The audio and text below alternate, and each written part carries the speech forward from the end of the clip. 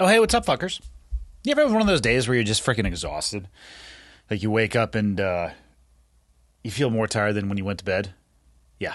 That's kind of the day for me, but whatever. It is what it is. It's Fallout Friday time. We're going to do a little bit of Q&A. One question I have for the audience. I use a different camera when I film these, and if you are watching this, you'll notice that the new neon sign behind me is a little bit out of focus, and I'm curious if anybody knows how to make both myself and that slightly more in focus. I don't have the answer. Right now the camera's auto-tracking me, so I guess it just makes that a little bit blurry. I don't know. I like it. I like how it looks anyway, but whatever. Let's just get into this. Let's just do Q&A. Here we go. Okay, got the red smoke. Gun run, north or south, west of the smoke, west of the smoke. Okay, copy, west of the smoke. I'm looking at danger close now. Come on with it, baby, give it to me, I need it. You're cleared hot. Copy, cleared hot. Well, what's up, everybody? It's go time. Like I said, kind of a mess today. I'm tired. My fucking hair's all over the place. I got 3 questions. None of them are even remotely deep. But let's do them anyway. First one. I enjoy the podcast a lot, and you mentioned the fanny pack. What do you carry in it? Just keys, wallet, and a gun? Is it when you're not wanting to use a belt or your pocket? I'm trying to adapt a simple system for everyday life for the stuff I need between pockets, on clothes, and the times I don't have pockets, i.e. when I'm going to the gym. So, yes, I do. I don't know if I mentioned fanny packs that often. In the summer months where I live, it's pretty warm. My theory is as soon as you can put flip-flops on, you should do so. And then right after that, hopefully you can do board shorts. For me, it's usually flip-flops and pants, then flip-flops and board shorts. And then once you can go board shorts, man, you should wear only board shorts until you can't anymore, which is when the winter comes here in Montana. Board shorts suck when you are going to conceal carry. My preferred conceal carry is an appendix carry, slightly offset from centerline. I'd call it 1:30, 2 o'clock maybe at a maximum. And I love 406 Holsters, which is a company that is actually owned by my cousin down in Missoula. It makes Kydex holsters. I at least at a half a dozen from him. He can make them differently, whether or not you have a light on that thing, whether you have an RMR or a red dot on there. A lot of options. So I really enjoy that. I like that it is easily accessible. It doesn't really print depending on what you're wearing. It's just what I'm used to. Board shorts is a little bit tougher. I don't like to cinch the drawstring on board shorts really, really tight. It's just not comfortable. And a lot of times I have a bunch of stuff that I want to carry. Not an incredible amount of stuff, but a bunch of stuff that I want to carry in addition to a firearm. So what the hell do you do? Well, a fanny pack is a good option. So specifically, the one that I carry, because what I'm going to do is I actually have it right here in front of me. So for those of you who are watching this, we can kind of just go through and I'm going to talk about everything that I have in the bag and why.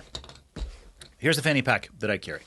This is a Fieldcraft Survival fanny pack. They make 3 of them.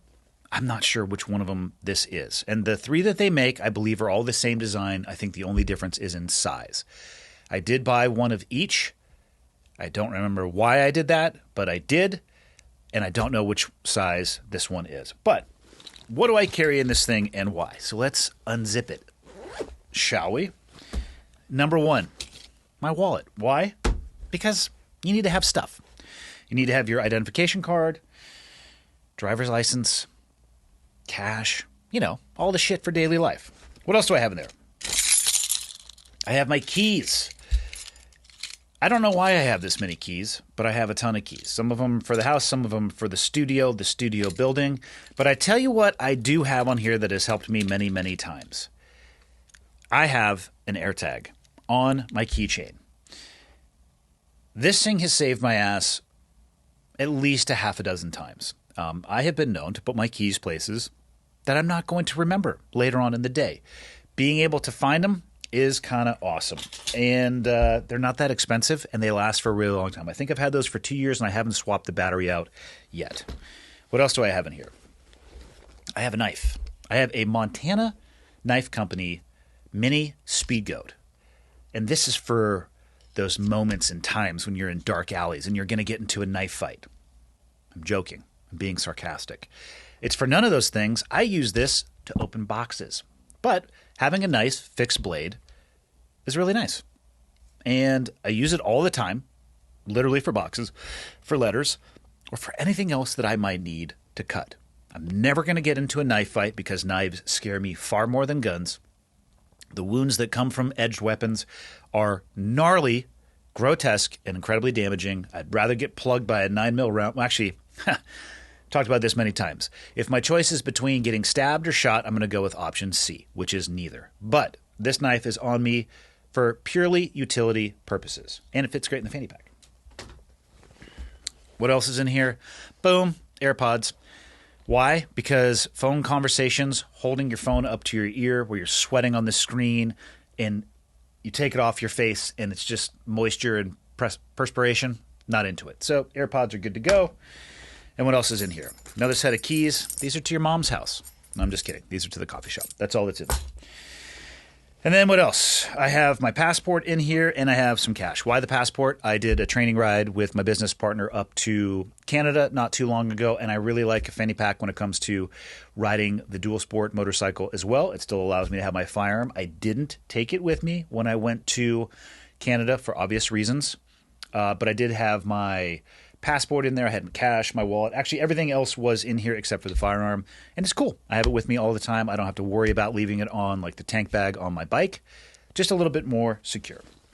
So these Fieldcraft fanny packs, it has like a little kangaroo pouch up front, a little mesh section with the additional storage behind it. So I'm going to zip that up since I've taken everything else out of it. The zippers on, I'm going to call it the accessory pouch, or the zipper, I should say, is different. It still is a pull tab, but what you'll notice is the zippers for the portion of the fanny pack is for your pistol is different. So you could visibly see that. You could physically see it as well. And then I've talked many times about the firearm of choice that I go with, the P365. Currently what I have in here right now is the macro. One of the things I love about this fanny pack is that it has a fabric retention system on the inside, which also it is used as a trigger guard as well. I'm rolling with the macro version of the 365 right now with the red dot on it. I believe it's a 17+1 magazine capacity, which is crazy for a pistol of that size. So very small when it comes to physical size. You could wear it around your waist. Sometimes I will wear it around stuff one arm through, so it kind of sits across the front of my chest. I'm not doing that for like ease of like quick draw or anything like that. Sometimes it's just more comfortable to carry that way. But there really is, there's pros and cons to both. That's what I use the fanny pack for. It's a great option. I would say that it is pretty obvious, though, what it is that you're doing if you're carrying a fanny pack around. I consider, and I'm going to say the following. I'm trying to figure out a way to say this without freaking people out isn't the word, without heightening their level of awareness too much. I assume that anybody who has an untucked shirt could be carrying, and I assume anybody that has a fanny pack on is likely doing the same thing. Why would I say an untucked shirt? Well, it's a little bit more difficult to carry concealed with a tucked-in shirt because it obviously exposes your waistline, which is where you're likely going to be carrying. So people could use things like a fanny pack. But you see a fanny pack like this, and my natural thought is, that individual is probably carrying. So if you want to be a little bit more discreet, I would go with the inside of the waist option. Fanny pack is, obviously not everybody feels the same way that I do or looks at people the same way that I do. When they see a fanny pack, I just personally think it's a little bit less discreet because that is the assumption that I make when I see people wearing them. And that's really it. I've enjoyed the fanny pack. I resisted them for a long time. Called them merces myself, judged harshly and deeply those that wore them. And here I am myself wearing one, and I've totally been digging it. When it goes back to colder weather, will I still use it? Probably not, because I have found that the additional size up front, if you need to add a jacket, it gets a little bit puffy, and then it actually really gets hard to get into. And I think back then I'll just go back to my pockets and the traditional inside the waistband carry. So hopefully that answers your question when it comes to fanny packs.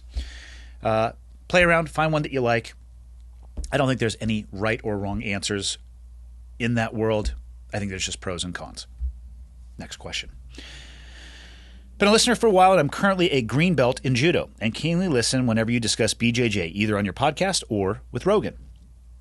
Just wondering about any thoughts or opinions you have on other martial arts. What, in your opinion, is Bulshitzu and what is effective? Good question. Let me preface this with, I'm not an expert. I am not a lifelong martial artist. I have been doing martial arts for still under 5 years. I'm coming up on 5 years now of doing jiu-jitsu. Every time I talk about jiu-jitsu, I say the same thing. I don't think it's a magic weapon. I don't think it's a magic wand. I don't think that there is anything actually magical about it. It is a skill set that could be and can be really, really useful. But standalone, if it's all you do, you're going to have massive holes in your game. I would say for most people, to include myself, my takedown game isn't super strong. And if you can't get a fight to the ground and you specialize in fighting on the ground, I think you can see the disconnect there.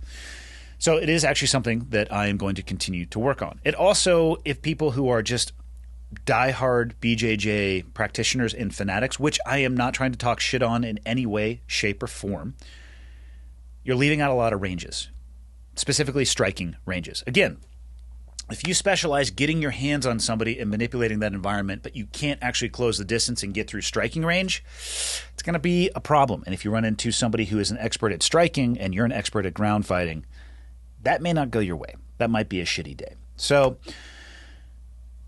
I don't really come from a place where I can talk negatively about any type of martial art. I can talk negatively about martial artists, specifically Steven Seagal, who is one of the most ferocious steaming piles of human excrement known to man, but I just don't know enough about other martial arts to speak intelligently about them. I don't think there's anything inherently wrong with any of those martial arts, especially if you view it through the lens of these are just things that I like to do, and it's not who I am. And you can realize that there really is no all-encompassing magic solution. I was literally just having this conversation yesterday with some very high-level black belts in jiu-jitsu, and the conversation drifted from, the inclusion of striking or wrestling integrated into jiu-jitsu. And then we started talking about, whether or not you should carry a gun, the pros and cons of carrying a gun. And the reality is there is no one thing that solves all problems. Does a gun solve all problems? Absolutely not. It actually, more often than not, can introduce more problems than it solves. Does jiu-jitsu or Muay Thai or wrestling or striking, does that solve all problems? Absolutely not. Can it create more problems than you would want to deal with? It absolutely can. The three martial arts that I mentioned, Taekwondo, Karate, Aikido. Would I personally go down that pipeline if I wanted to end up in the UFC? No, I wouldn't. Do I think that most people enter into those pipelines because that's what they want to do? No, I don't think so at all. And I think that the pursuit of martial arts and the practice of martial arts, regardless of which one you may choose, I think it can have incredible benefits for you. You're going to be active. It's probably going to push you and help you develop an enhanced sense of resilience. There's going to be structure. There is going to be discipline. And I'm sure a host and a variety of other things that are very beneficial outside of the practice of the particular martial art in and of itself. So I think that's awesome. And I think that's one reason why, regardless of the martial art that you choose, there is a positive benefit to be reaped from it. I do not think that all martial arts are suited to deliver optimal results in a street fight. But I would hope, and my recommendation for people, is to avoid street fights if at all possible. Up to and including running away, whether or not people are going to think that you are a pussy or not. You have to deal with the consequences of your friends talking shit at you. Who cares? Fighting is painful, and it's actually pretty dangerous. You can win a fight and still end up in the hospital. You could win a fight and be justified and still find yourself defending yourself in a court of law. And who wants to do that? Not me. I want no part of that. And I would apply the same thing to carrying a gun and the usage of a gun as well. You can be totally justified and still have to be fighting for your life in court. And I just feel like everybody at every situation possible should avoid violence of any kind. There are situations where you can't avoid violence, and in those moments, I hope that you have practiced, because the idea of being a game time player and that you're going to rise to the occasion has been proven to be false time and time and time again. You're going to fall to the lowest level of your training. That's just the way that it works. So, judo, you mentioned judo. I think that is an awesome martial art. It's too painful for me. I'm too old to pick that shit up. I watched judokos pick each other up and they hit each other with the earth. And it's savage. It's one of the most martial of the martial arts. And I love it. I just don't want to do that anymore because I don't want to be on the receiving end of those throws. Jiu-jitsu I like because it is, I'm going to say, lower impact. Of course you can get hurt doing jiu-jitsu, but I find it to be far less ballistic, especially if you can find high-level training partners.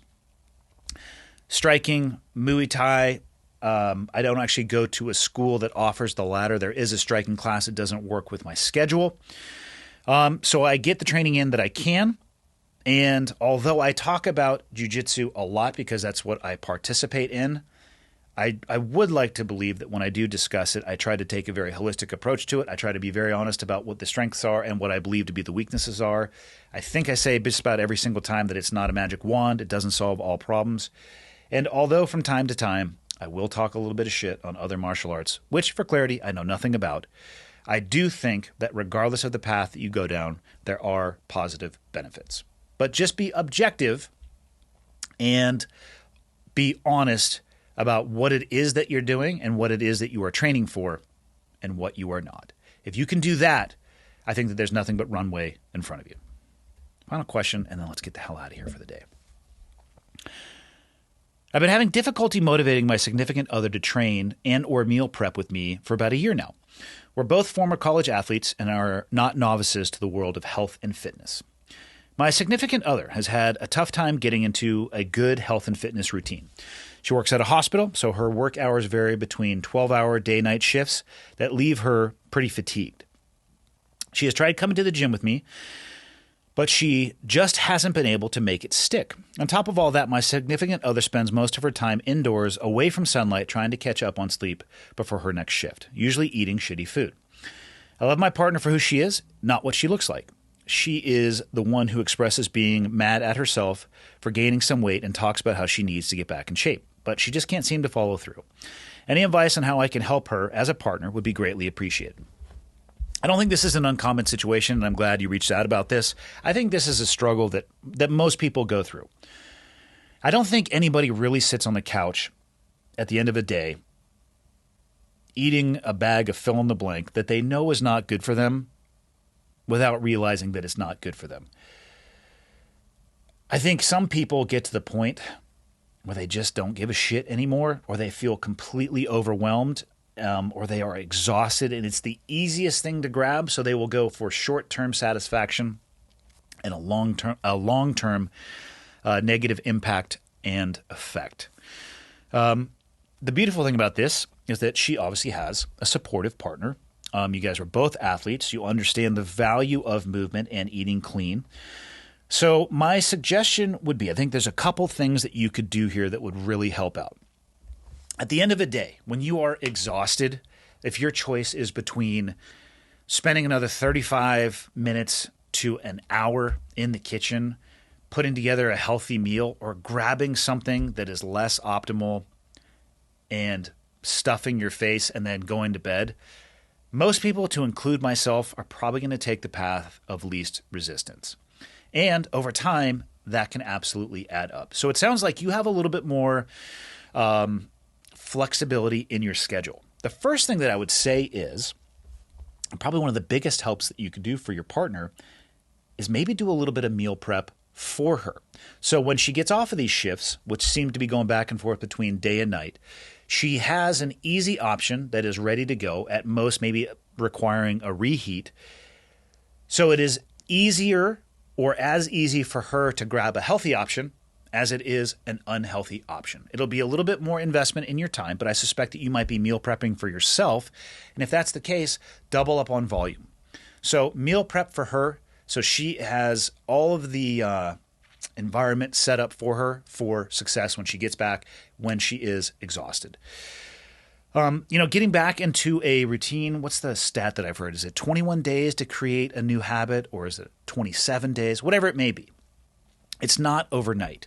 And if your end goal is getting back into the gym or establishing that workout routine, maybe it would be better, as opposed to just trying to get her into the gym, maybe it would be better just to get her active during that time period. And again, this is probably going to require you modifying your schedule or your specific desires. I suspect based off your email that you want to go to the gym and you want to get after it, and that's awesome. Your partner doesn't sound like she's in a place where she is willing to do that right now. What if you just took it a step back and instead of trying to get her to the gym, you just try to get her out in the sunlight for 30 minutes? Go for a walk, a super casual walk to begin with. Start for a week. See if you can get her going for a week. It'll give you guys a chance to reconnect from a communication perspective. She'll be active. She's going to get the benefits of the vitamin D. I mean, I don't know about anybody else out there, but on days where I am tired, if I can get outside and just absorb some sun, man, it makes a difference for me for sure. Sleep deprived or not. I just feel better after being outside for a little bit. And you're kind of like hiding, you're burying the lead here a little bit. If you can just get her habituated to moving for that first week, maybe that can lead into the second week. Maybe that can lead into the third week. She'll be used to not just coming home and getting onto the couch or going to bed. She'll be used to getting up and doing something, and I think that would be an easier step for you to lateral from getting up and instead of going to a walk, hey, how about 2 days this week we go to the gym? 3 days of walking, 2 days of the gym. And you could start moving that stereo equalizer around as much as you want to. More days in the gym, more days walking. Maybe you go to all of the days at the gym if you want to. Whatever it may be, it starts with something small that is totally attainable, and I think it'll make an immediate impact, and she will feel better. It's a great thing that you love your partner for who she is and not what she looks like. But if you feel that way about her, you probably want to be around for as long as possible. So health and wellness, long term, a lot of that is predicated on what we do in the short term, the small things. It's with a chicken breast over the Doritos. It's the pre-made meal that your husband or partner who really cares about you has set aside. Or, and you know what, I don't have anything in the fridge, so I'm going to go into the pantry and I'm going to crush a bag of chips and a bowl of ice cream. Not that I've ever done that, but as a hypothetical. The things we do in the short term, the poor decisions that we make in the short term can really have a negative impact in the long run. And I want you guys to be able to be together for as long as you want. So help her in as many ways as you can that will allow her to make a better short-term decision that will have a greater long-term impact on her life. And just try to get her active in ways that have a lower barrier to entry, that don't require like a full gym bag, a separate outfit. Like, let's throw a pair of flip-flops on and just go walk around the block a few times.